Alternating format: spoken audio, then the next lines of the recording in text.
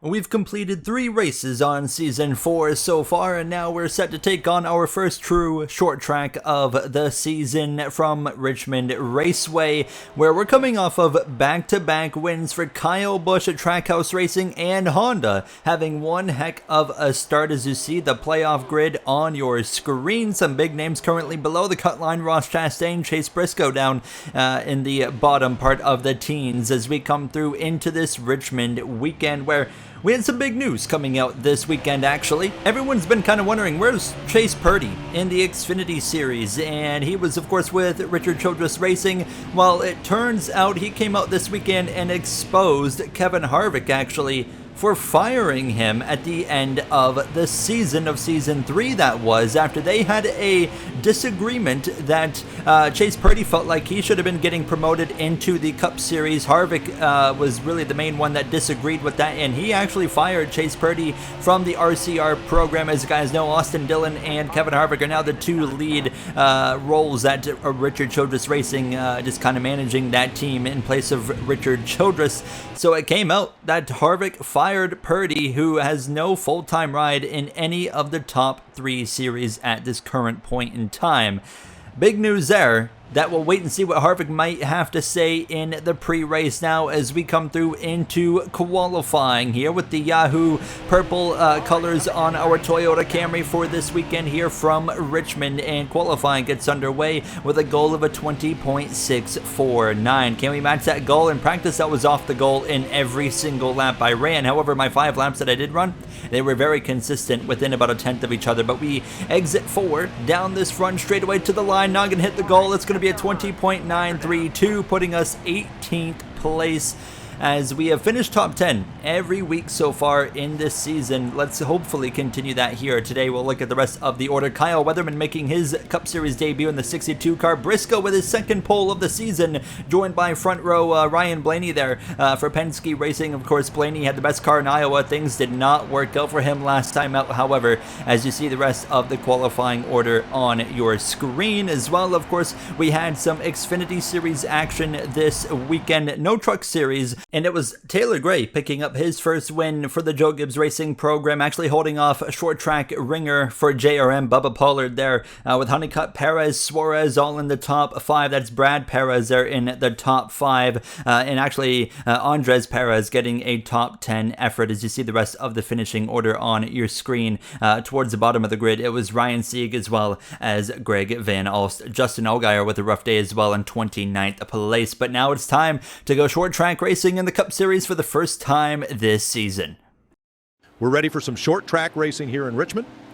Last week's dominant car, Ryan Blaney, starts on the front row as he looks for his first win of the year. Our own Kevin Harvick has been in the news this week due to some driver lineup controversy. Kevin, is there anything you want to say on that? Not here, but I will have plenty to say on my podcast later in the week, Mike. Okay, a short first stage here so you can go all out. After that, we will dive into some strategy.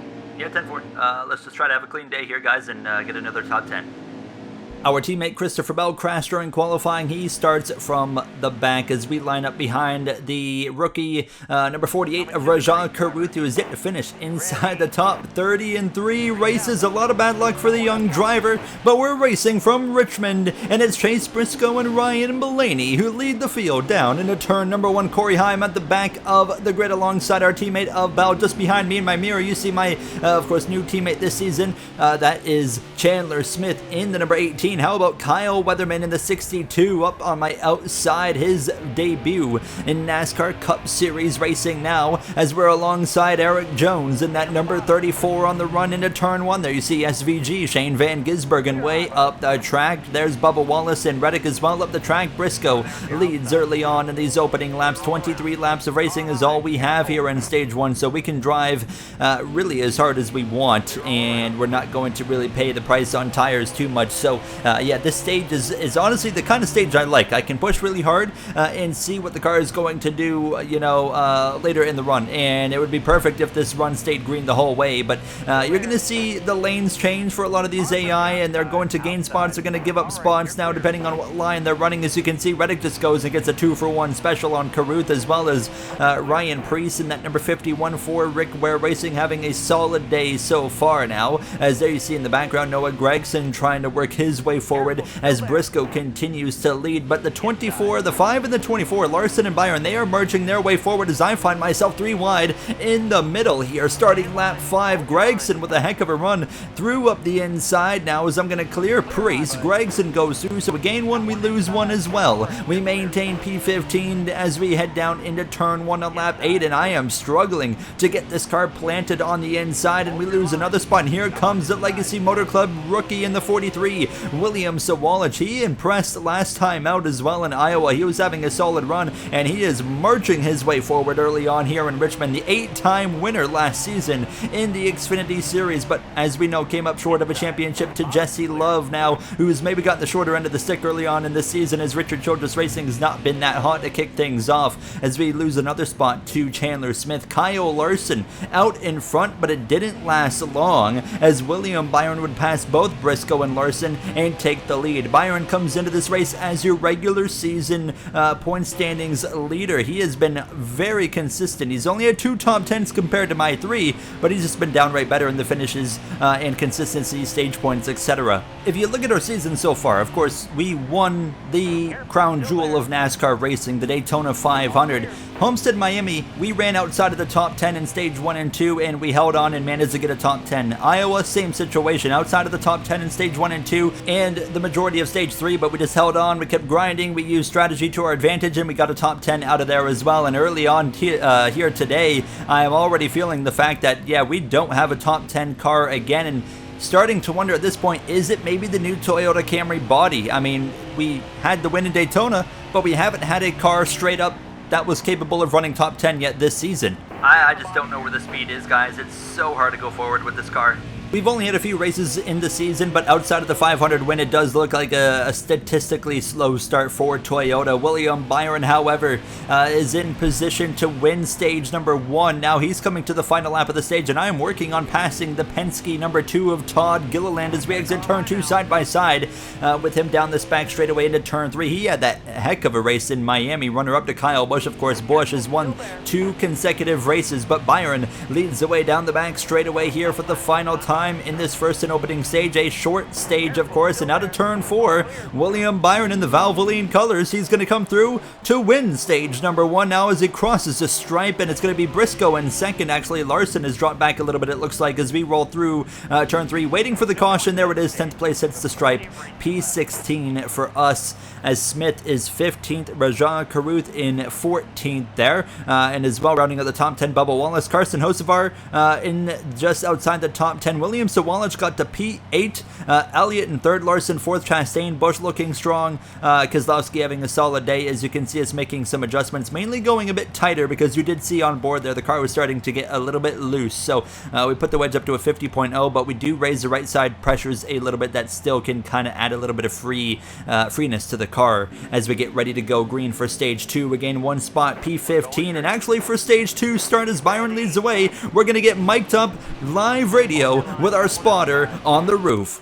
Front 2 cars are dead even. Chastain looking to go 3 wide into turn 1 here. You're 3 wide now. Hold the bottom. 18 and 48 outside of you. 3 wide in front as well. These guys are being aggressive. You're still 3.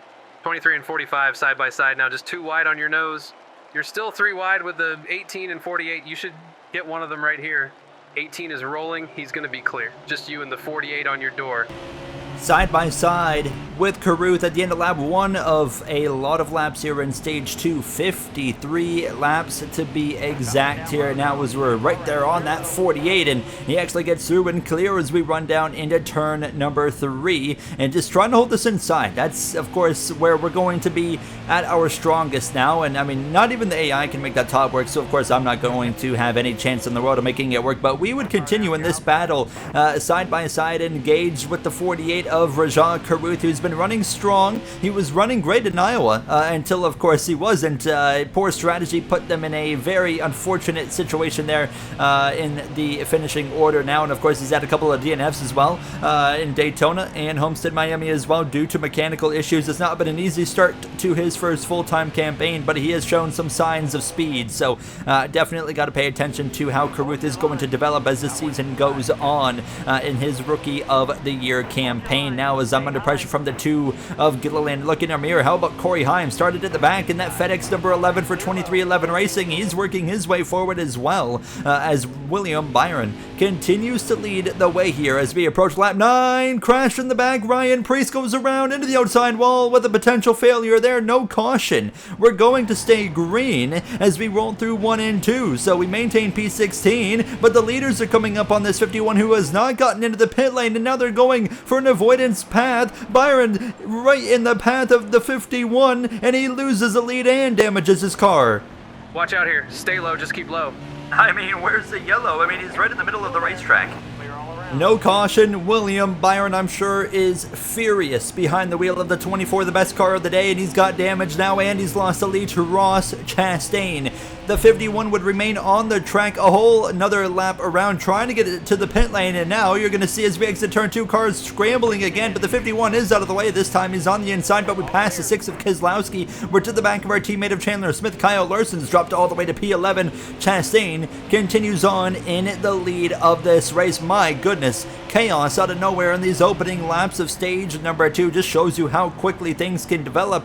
But where was the caution? There was no caution. Made a car crashing. Then he was pretty well stopped right in the middle of the racetrack, but it didn't stop William Byron from retaking the lead. Even with the damage, Byron has gotten back up to the front and back to the lead of this race. So maybe not a lost cause for the 24 as Byron is back out in front trying to control this race. As we run P13, of course, we took advantage of all that happening, gaining a couple of positions, and now we try to run down Kyle Larson as we come to lap 24, approaching 25 of stage number 2. And we have reeled in this number 5 just a little bit here, but I am starting again to struggle a little bit with the handling of this Yahoo number 19 Toyota Camry, so that was a bit of a concern. And you can see as the stage is going on, we're losing time to Kyle Larson, and now we're working through some lap traffic. Larson's up to the back of Austin Cindric there in that 06 Meyer Shank Ford Mustang, and he's actually deciding he's going to run the exact same line, and he's backing himself up right to myself as we come to the end of lap 30. Larson still following the 06. Now we're alongside the number 5 as we exit turn 4. This is for that 12th position as we cross the stripe side by side. Larson winless so far this season, only 3 races in. Of course, he's got plenty of time to make things happen, but we clear him. Thank you very much. See you later, Kyle Larson, into P12, and we as well lapped that 06 in the process, but the battles are not over now. Lap 32, Larson finally got to the inside as Kyle Busch is into the pit lane, and that number 99, that is a scheduled pit stop with 21 laps to go in the stage, but there's about 10 laps to feel. Now actually a bit of contact with the 5 as I kind of slid into turn 1. He slides on the exit of 2, saves it, thank goodness now, but we're all coming together as here comes my teammate of Ty Gibbs. Of course, we had a bit of a run-in with him in Homestead Miami, but we got more cars starting to trickle in towards the pit lane now. So green flag pit stops kicking off with 20 to go, but we can go about another 8 to 9 laps on field. But you can see I am struggling not quite as much as Zane Smith. He blows a tire into turn 1 and the caution comes out, and Kyle Busch just got screwed, as well as a few others. Kyle Busch is not going to be winning today. We gained 2 spots in the pit lane. Everybody pitted for 4 tires. Byron loses 7 spots in the pits. Not a good stop. Things go from bad to worse for the 24, and this is going to give us about 15 laps of racing in stage number 2. How about JRM's Carson Ozavar up here in the mix, and now here comes Kyle Larson up my inside. Alex Bowman looking strong for Richard Childress. Of course, he was the one we just barely beat out by a few thousandths of a second for the Daytona 500 victory now, but it's Chastain back out in front, bringing Chase Elliott with them. Reddick as well up there in the mix. Justin Haley, who won this race last season. Now we're 3 wide in the middle here. Kyle Weatherman continuing to run just great in that 62 as we go defensive over the 23 of Bubba Wallace now, showing the nose on the 62. They're 3 wide just about in front. Hocevar, and how about William Sawalich continuously having a great run here, but now outside of the top 10 after a bit of a chaotic restart. Now myself and Gibbs gives. We're 3 wide on the exit of turn 4 now. Hocevar on the far outside. 14 laps to go in stage number 2. We continue to just maintain our line, but we actually clip the apron a little bit now, and that's going to leave the door open for the 54 to look to the outside. He goes through. He passed us all right there, and he was marching his way forward, making up several positions over the next few moments, and then finally I lose a spot to Bubba Wallace. Really struggling with the balance of this car. It's just sometimes it's loose, sometimes it's tight. Chase Elliott now out in front as I'm working on the 62 with 10 to go in stage number 2. Weatherman holding on just tremendously well, and there's Todd Gilliland again on the outside in that number 2 car, and we would put the fight to him on the inside here. 9 laps to go in stage number 2. We'll clear that number 2 actually on the exit of turn number 2 now, as there's actually problems behind, and it's Kyle Busch. Kyle Busch is blowing up down the back straightaway, and it's going to be race over for the Trackhouse driver who's got 2 wins already on the season. That's the Kyle Busch we know. He would bring it to the pit lane. It would be day over for Kyle Busch. His season 3 luck appears to have come back today, and as that was all happening, Tyler Reddick had actually taken the lead from that 9 of Elliott. Hold on problems. Sawalich blows a wheel and crashes into the outside wall. Caution flies. Sawalich, of course, pitting Reddick, Elliott, Smith, Chastain, Larson, your top 5 as we're going to come into the pits. Okay, we're going to box you now so you can stay out at the stage break. Yeah, 10-4. I think that's the right move. We need to do something to give us some track position here. Logano with the free pass, some big names a lap down, Van Gisbergen, as well our teammate of Christopher Bell. That's because of the fact that they were part of the getting caught on the pit lane lap down when that caution came out now. So we will restart P26. So Wallace is going to be in the same situation as us. Fortunately for him, not day over. He could still rebound because we know he has a top 10 car. For us, the situation is pretty clear. It's 3 laps of racing here remaining in stage 2, and we're really just looking to cruise to the end of the stage, but be ahead of that 43 to make sure we start on the inside on P1. We get run right through the back by the 27 Honda Andretti Global driver of Sammy Smith, who's continuing to use us up down the back straightaway. John Hunter Nemechek even has to back out of it, sliding into turn 3, goes at 27. We're to the outside. There goes his teammate, his rookie teammate of Connor Zilish on the inside. We're going to breeze by into turn 1. We'll cut the nose off of the 3 of Austin Hill there for Richard Childress Racing. We'll pass him and pass the 15 of Christian Eckes, and now to the back of Jesse Love running in 24th place. How about Connor Zilish? He's a lap down though in that Cobalt Andretti Global Honda Civic, that is, as we exit turn 4. So now, finally, the final lap starts in stage 2, and Kyle Larson is to the inside of the 45 of Tyler Reddick, and he takes the lead, and it would be Larson out of turn 4, coming through to win stage 2, taking the lead on the final lap. Elliott up there in the mix, same for Bubba Wallace. Rajan Carruth with the top 10 for us. It's P23. But everybody in front of us is going to pit while we are going to stay out. The worst tire is at 98%, so 2% wear. Not a bad situation to be in. Chandler Smith in the top 10, Ty Gibbs as well, so 2 of our teammates getting inside the top 10.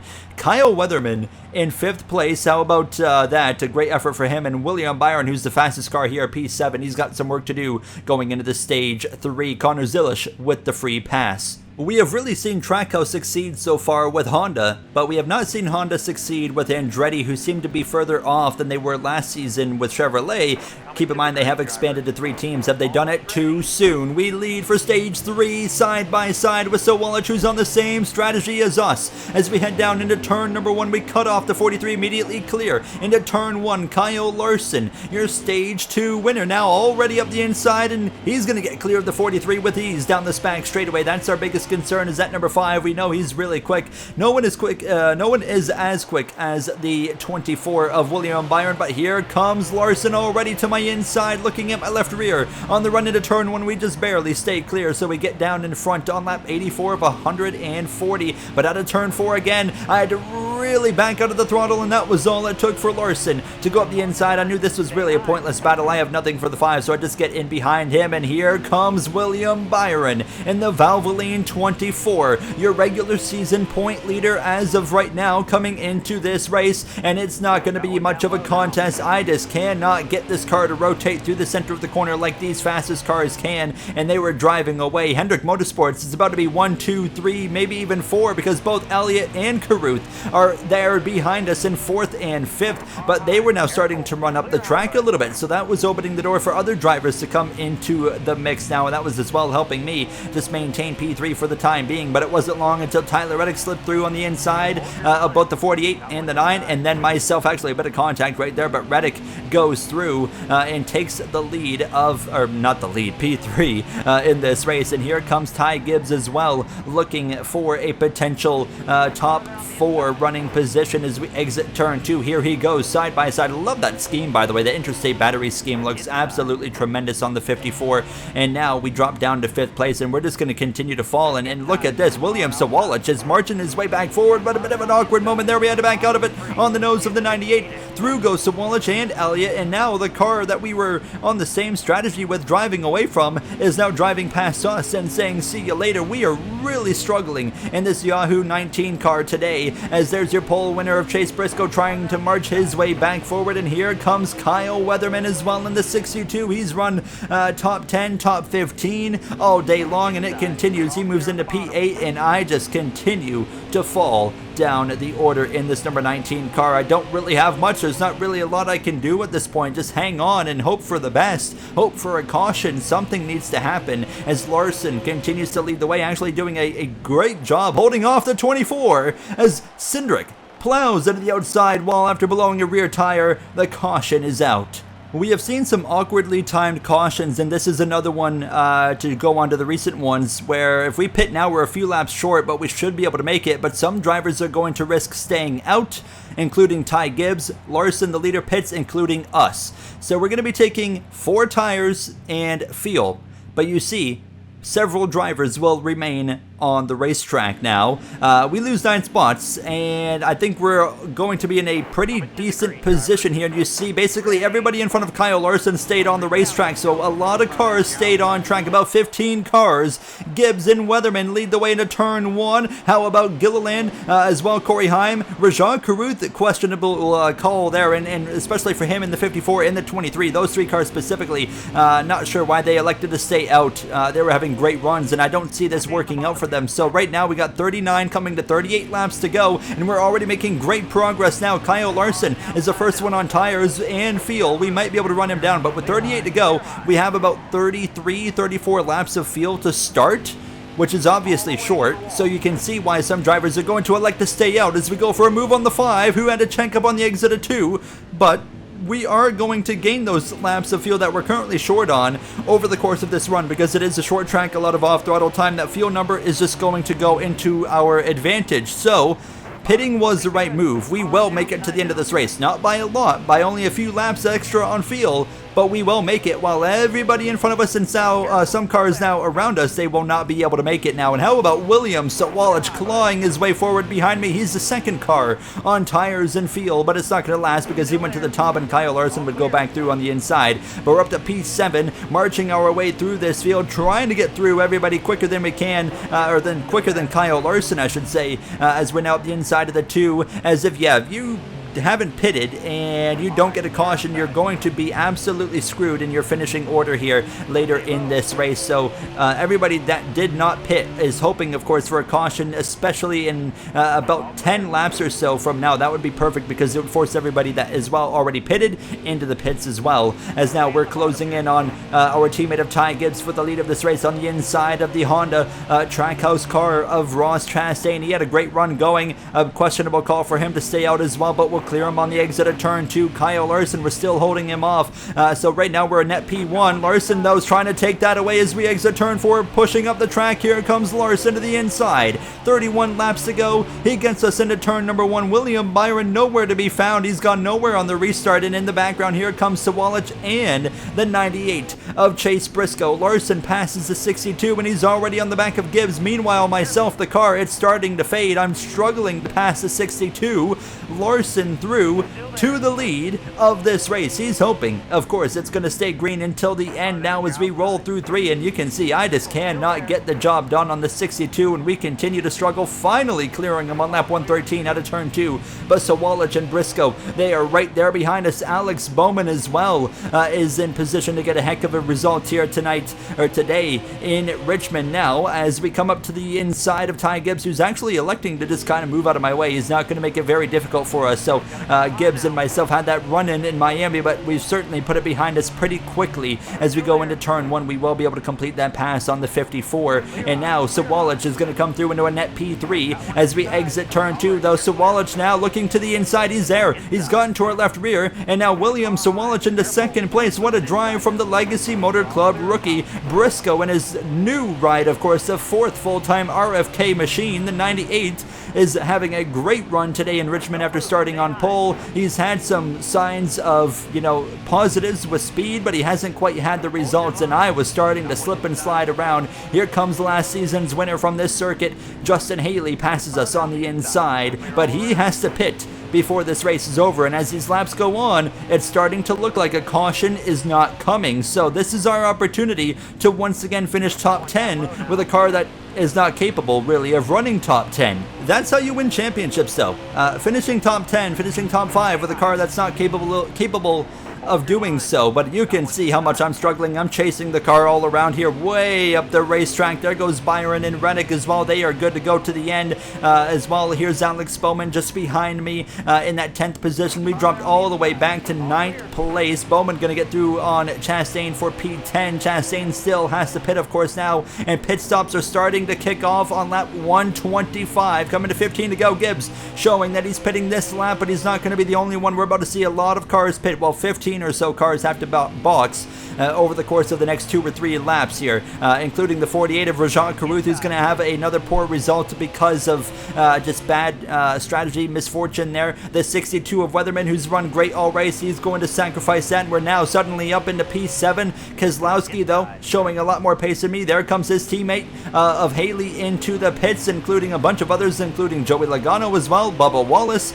We're P7 still as we come towards the lap 130. Shane Van Gisbergen, he's had a pretty horrendous day. Terrible strategy all around for that 97 team. And Trackhouse Racing has not had a great day in general. Kyle Busch out of the race, and Chastain as well with a bad strategy. So yeah, a bad day for Trackhouse and not a great day for the manufacturer of Honda. Now, as they might not even have a car in the top 20 at the end of this race, but we're just hanging on to the end. Lap 135 of 140, and it's looking like we might go green the whole way to the end of this race. Alex Bowman running P8, a great run, a great showing. That's on speed. That number 31 is just having a heck of a day as we exit turn 4, crossing the stripe, and at this point, 2 laps to go. From Richmond, it's all Kyle Larson. Chase Briscoe in second place, trying to run him down, get his first win with his new team for Roush Fenway Keselowski Racing. He had that win in Pocono last season to put him in the playoffs with Stewart-Haas Racing, but Larson takes the white flag. He's looking to put himself into the brand new playoff format this season early on as we exit turn 4. No pressure from behind from Bowman. We can't do anything with anybody in front of us. Our right rear is down to 6%, but we will make it home.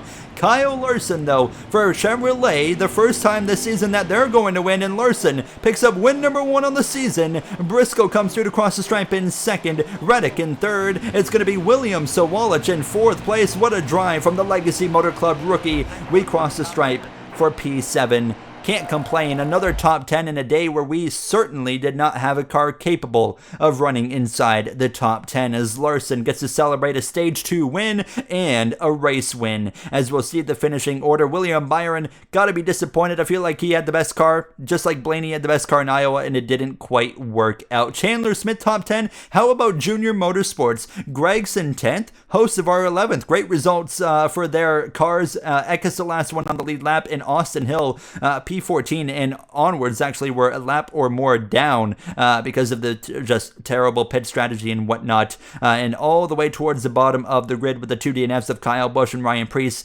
but it's Shane Van Gisbergen, Eric Jones, some big names down there, all outside the top 30. Looking at the playoff grid, Ross Chastain currently the last driver in by a single point over Ty Gibbs, Carson Hocevar, Chandler Smith, and Noah Gragson. They're all just on top of each other. Kyle Busch, though, he's at the top over Larson and myself. William Byron leads the regular season standings. We'll start highlighting that more starting in the next few episodes, so you guys can keep track of what's going on there for those playoff point fights and whatnot, depending on where they finish in the regular season. Nonetheless, that's going to wrap it up for me. Next episode, we're going short track racing at a green Sonoma and a new layout going back to what we see in current NASCAR. So that's going to be an exciting one. I'll see you guys next time. Thank you for watching. Have a great day.